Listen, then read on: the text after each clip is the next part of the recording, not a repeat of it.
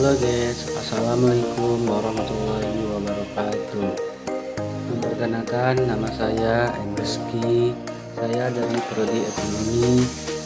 Baiklah, tujuan saya di video ini, saya akan mempresentasikan mata kuliah yang berjudul Media Pembelajaran. Baiklah, adapun judul presentasi saya hari ini, kegiatan ekonomi pasar. Baiklah, di sini saya akan menjelaskan terlebih dahulu macam-macam ekonomi pasar. Ekonomi pasar dapat diklasifikasikan berdasarkan beberapa kriteria, termasuk barang yang diperjualbelikan, bentuk kegiatan, waktu kegiatan, dan struktur pasar. Berdasarkan barang yang diperjualbelikan, misalnya ada pasar yang konsumsi, pasar sumber daya produksi, pasar jasa, dan pasar keuangan. Sementara berdasarkan waktu ada pasar. Baiklah, selanjutnya saya akan menjelaskan contoh-contoh ekonomi pasar. Ekonomi pasar adalah sistem ekonomi di mana keputusan tentang apa, bagaimana, dan untuk siapa barang dan jasa diproduksi ditentukan oleh kekuatan penawaran dan permintaan di pasar. Contohnya, berbelanja di pasar tradisional, membeli barang di toko, atau berinvestasi di bursa efek. Baiklah, saya akan menjelaskan apa saja ciri-ciri ekonomi pasar.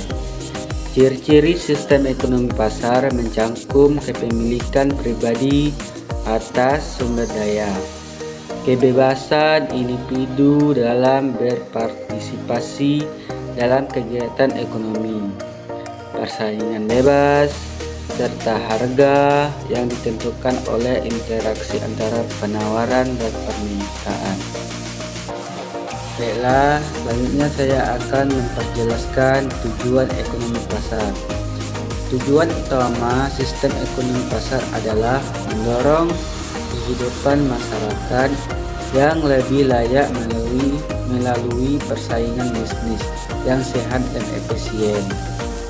Sistem ini juga bertujuan untuk mengalokasikan sumber daya ekonomi secara efisien, sesuai dengan kebutuhan dan keinginan masyarakat.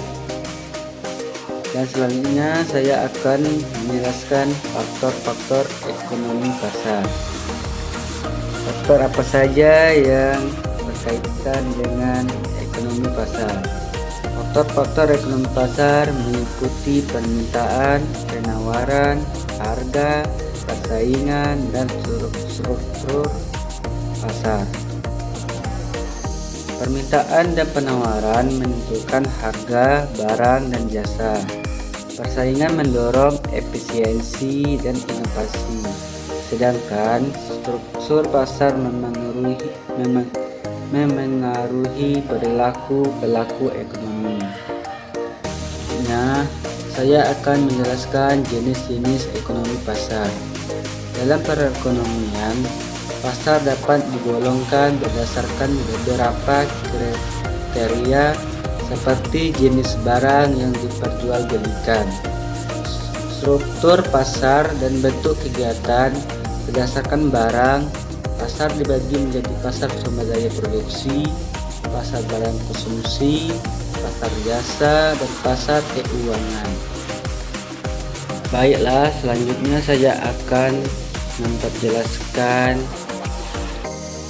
tentang dampak positif ekonomi pasar dan dampak negatif ekonomi pasar. Baiklah, di sini saya akan menjelaskan terlebih dahulu dampak positif ekonomi pasar. Dampak positif ekonomi pasar antara lain mendorong pertumbuhan ekonomi, meningkatkan efisiensi, menciptakan lapangan kerja, dan memicu inovasi. Pasar juga memberikan kebebasan bagi individu untuk berpartisipasi dalam kegiatan ekonomi, meningkatkan kualitas produk, dan mendorong daya saing produk di pasar global. Dan selanjutnya saya akan memperjelaskan dampak negatif ekonomi pasar.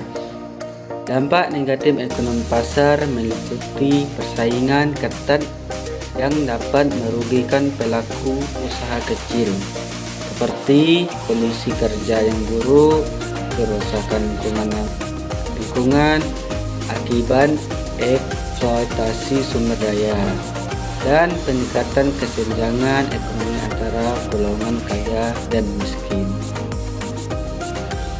Dan terakhir, saya akan menjelaskan tentang masalah ekonomi pasar.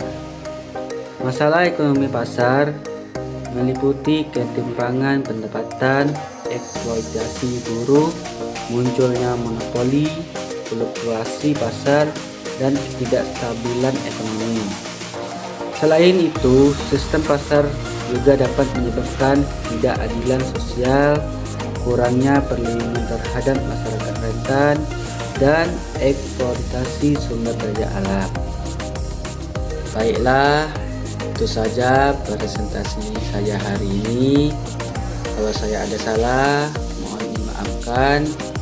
Dan saya tutup dengan wassalamualaikum warahmatullahi wabarakatuh.